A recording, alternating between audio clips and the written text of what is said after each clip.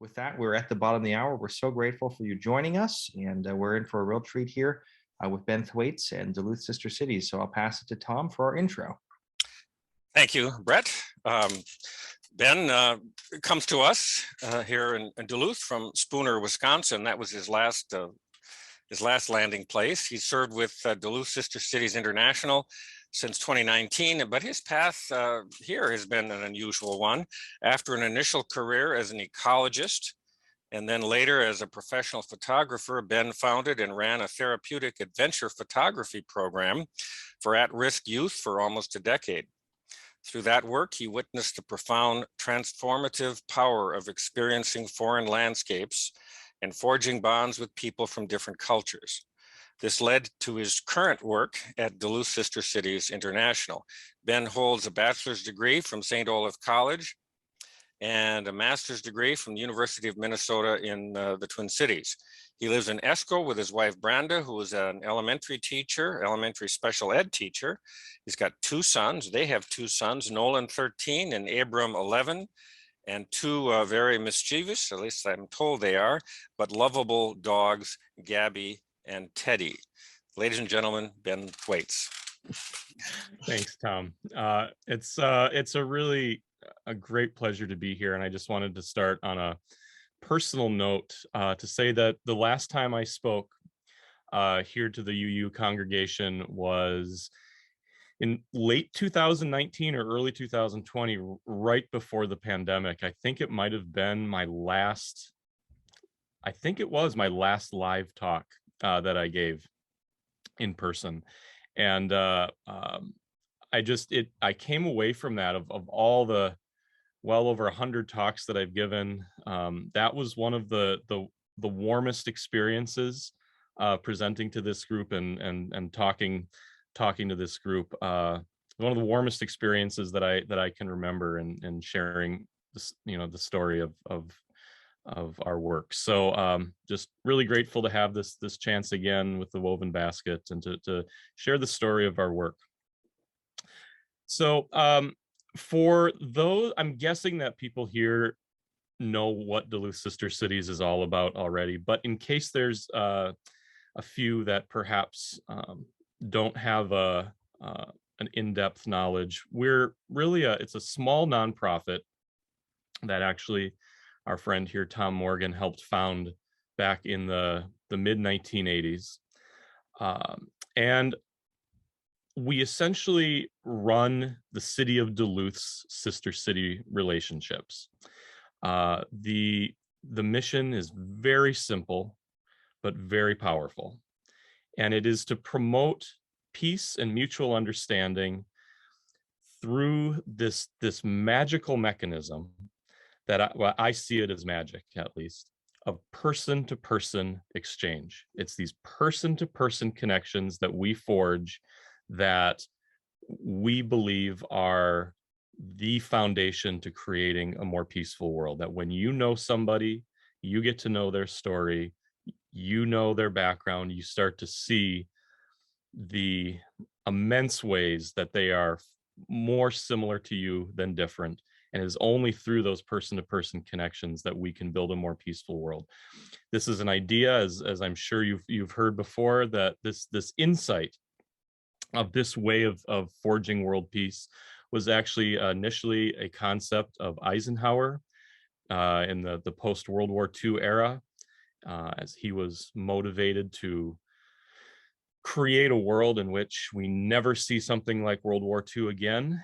And he had the insight that we just need to connect citizens across the world outside of the realms of government in a way that transcends, federal and state governments. That when we can build those connections between ordinary citizens, that's how we make a more peaceful world. So very simple in principle, but I think very, very powerful. And for a group like this, I'm sort of inspired to want to share why this mission matters to me personally. I think we all think about peace. We all think about building a more peaceful world, perhaps through different lenses.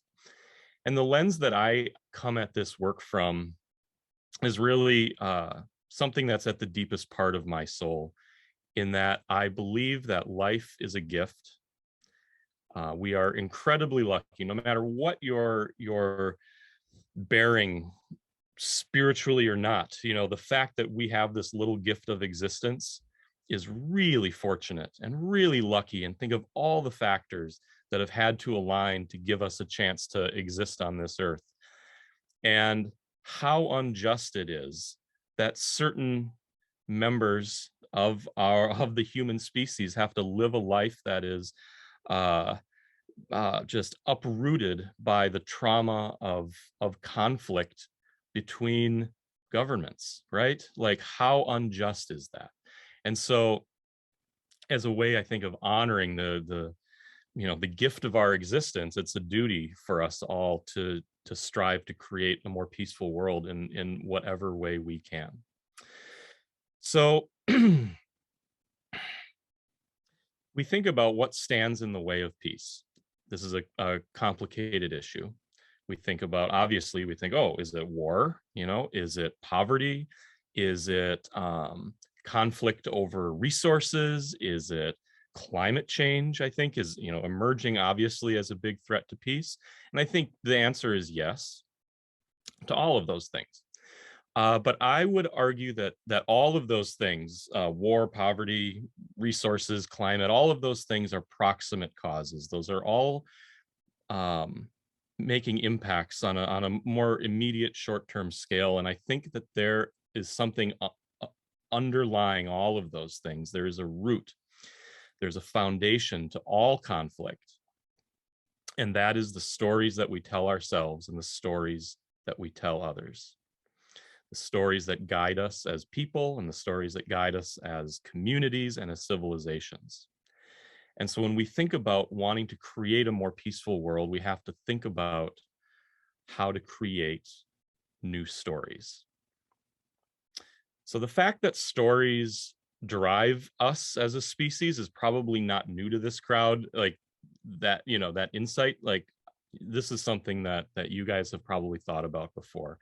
We're designed as at the deepest levels of who we are as humans to retain stories and gather meaning from stories and share stories. And one of the predominant stories that has driven our species throughout all of its history is the story of the in-group and the out-group, right? The good versus the evil, the cowboys versus the Indians, black versus white, the Hatfields versus the McCoys, right? It's the story of dualities. And in the early evolution of our species, we needed this tribal in-group story. It served us very, very well in a world of constant intergroup conflict and competition, in that small sort of tribal setting that we evolved in. And it worked so well that story worked its way into our genes and into our DNA, and it predisposed us at a really deep level to connect to stories that confirm our place in our group and cast those outside our group as the other in a very, very powerful way. And so powerfully, in fact, that it actually changes our cognition to the point that it's like distorting our cognition, that that we process information this way. So it's this cognitive distortion to cast the other, as the enemy. And so what happens now is that we're wired through this cognitive distortion to make decisions not based on logic but on loyalty. And that cognitive distortion, it fueled our survival. It worked. And the way we are as humans is because that cognitive distortion worked really, really well. So now this distortion of the good versus the evil, this duality, it acts in two different ways. So first, it insulates us from understanding the story and the perspective of the other side. and it convinces us of our own rightness. And I'm sure you've all experienced this on a personal level. I know I sure have in many different cases when, you know, when you look at somebody who's, say, voting differently than you or having different beliefs, it's so, you think to yourself, oh, I just don't understand. Where are they possibly coming from? I just don't understand what they're thinking. And that is actually this cognitive distortion at play in your mind that has been there for tens of thousands of years to bond you to your in-group and cast the other as the other.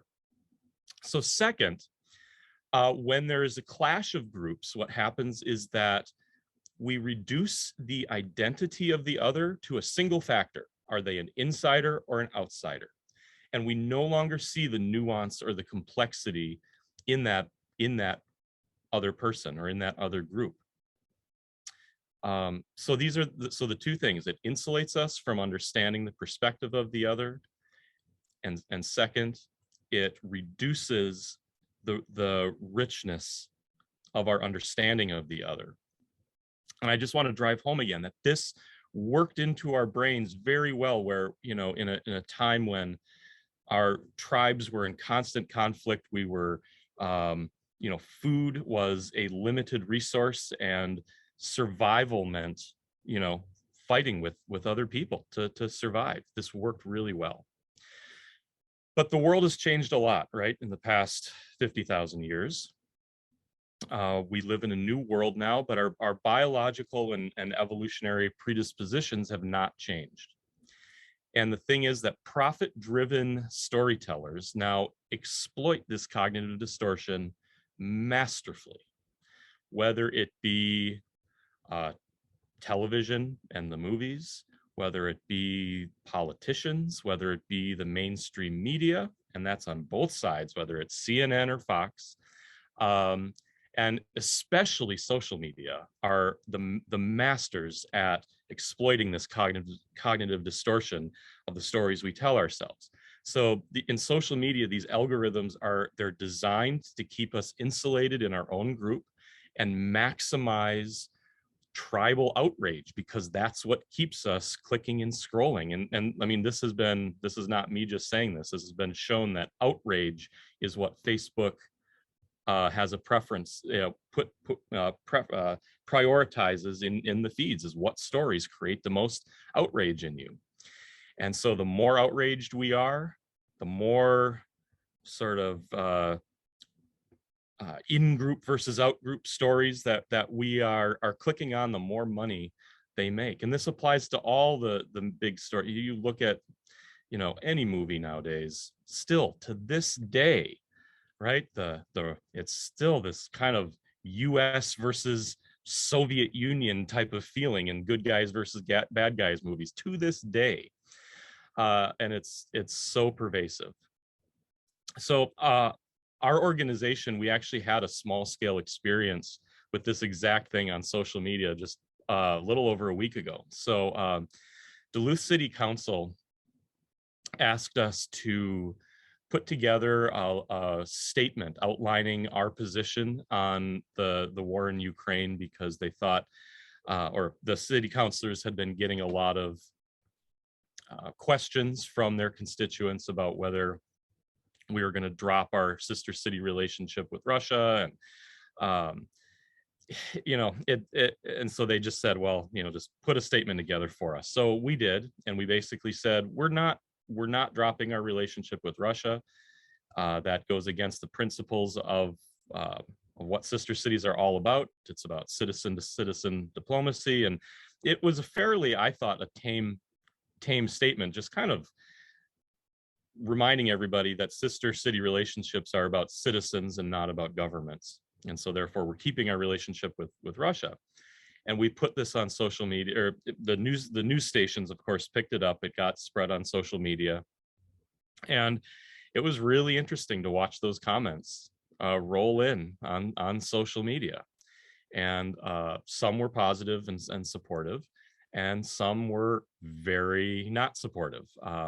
And, you know, for example, one of the comments said that you're always wrong when you're on the side of the oppressor, and that is unacceptable. Other ones were saying, shame on us. Another comment said, toss the Russians out. They don't care about us, right? And so it's that same sort of tribal in-group instinct that just pops up in people instantly when they see this kind of stuff. But then I'm sharing this story also to illustrate a flip side of the coin, because when you picture for a moment who might be making those comments, and you're probably making some assumptions about their background, maybe who they voted for, maybe what side of the political aisle they're on, maybe jumping to conclusions about their critical thinking skills, right? Because I found myself doing that.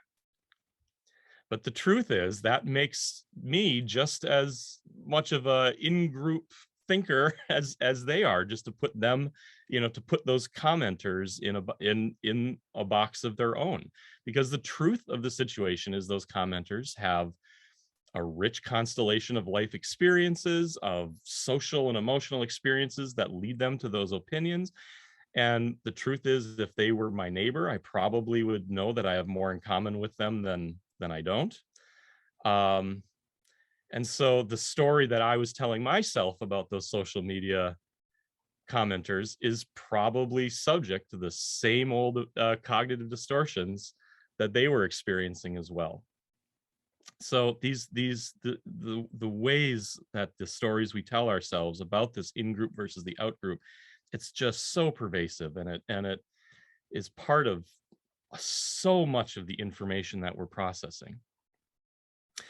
And so I guess where that brings me is how to move forward from here. How do we, what steps can we take to create a more peaceful world by changing the way we tell ourselves stories and the way we turn the way we tell the world's stories? So realizing that our social environment has undergone this dramatic shift in the past couple hundred years, we live in this intensely interconnected world. So much, and we're so interconnected now that these sort of in-group instincts that guided us for so long are now perhaps actually our greatest threat to survival. As a species. At the same time, though, we still need to feel part of a group, part of a tribe. We need that sense of belonging. We need that sense of connection, that sense of safety that comes from it. And so it's kind of a complicated problem. So what do we do about it? And what it boils down to is we need to intentionally find ways to change the stories that are driving us. I think there's two ways that we can do this. First, we can change the stories that we tell ourselves by recognizing these in-group instincts and the cognitive distortions and the blind spots that are resulting, and become conscious of these distortions and these storytelling errors in ourselves, and also recognizing how the profit-driven storytellers are exploiting these errors, at every turn. Okay, so first it's just becoming aware and kind of expanding our own consciousness to realize that this is just such a huge part of how we are perceiving stories in our lives. And it's easy to say, it's hard to do, but I think with practice we can all kind of expand our consciousness in a way that can embrace or can come to terms with our own biases. So second, I think what we must do is we must make a really deliberate effort to create and share new stories that recognize each other as human beings with complex motivations, nuanced lives. We have to learn the truth of the other's identity as deeply as we can and share that truth with others. Very deliberately. So when we do that, then the identity turns from a source not of division but of unity.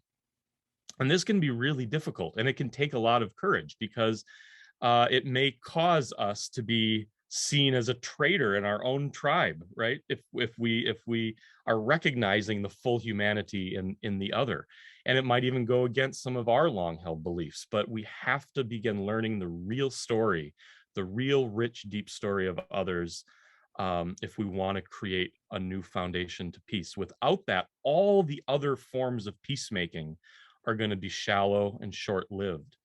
But we need these new stories to begin, changing not just the consciousness in our own minds, but the consciousness of everybody. It's like, it's so simple and so obvious in so many ways, and in some sense it's like a, well, duh, right? Like, of course we got to change these stories. But boy, is it hard to execute, because these instincts and these motivations of the world's storytellers are so just locked into the old, the old black and white ways of telling stories.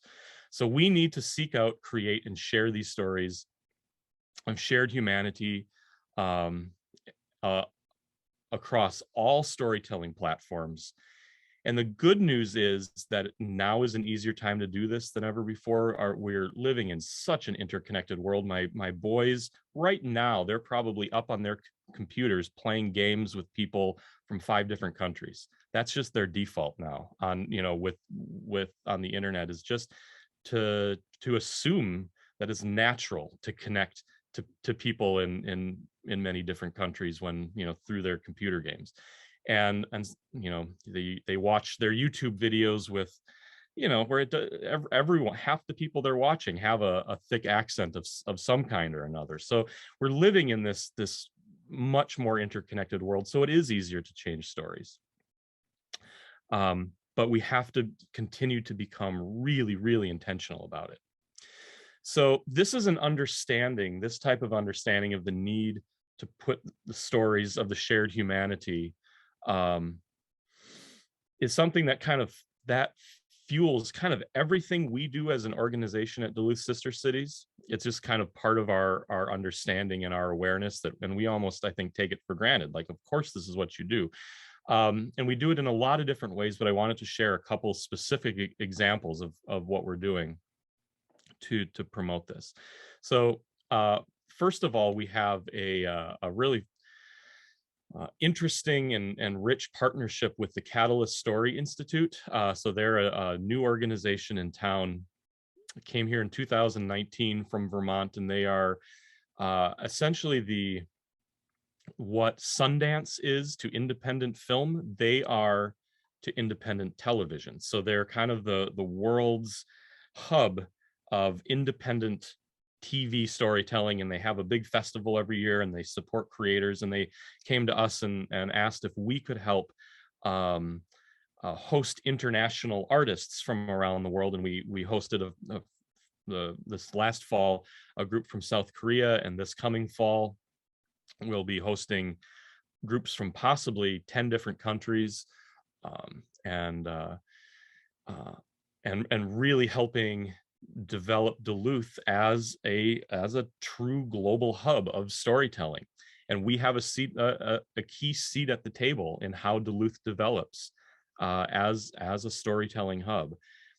And so we, in conversations already with the leadership at Catalyst, I'm, already putting these, this, what I'm talking about today is stuff that I talk about with them, and how they have at Catalyst, they have a very kind of noble responsibility to be creating the stories that or to be developing and supporting the new stories that we need in this world. Second, we have a really fun project that is underway called Lake Stories. What we've done is we have developed a partnership with a youth program at Fond du Lac called the GIDA program. It's essentially a after-school STEAM program, science, technology, engineering, art, math, for motivated high school kids at Fond du Lac. And we have paired them with a group of Russian students in Petrozavodsk. And we have 6 pairs of students now working together on Zoom to create short videos of essentially the various dimensions of living on one of the world's Great Lakes. For those who don't know, our sister city in Russia is on one of Russia's Great Lakes called Lake Onega. And so there's a lot of parallels to growing up on these lakes. And so the students are creating these stories together, and we hope to share these videos widely. But it's obviously about way more than the kids telling stories of the lake, right? When we pair these students, we're really telling the stories of the shared humanity that connects all of us, but especially the youth that are going to lead us into new ways of understanding the world. It's in their hands to create this more peaceful world that we're talking about. And it gives me a lot of hope, gives me a lot of optimism, and I wouldn't want it in any other hands. I feel our youth are capable of amazing things, and I have a lot of hope for this next generation to create this world that we're talking about.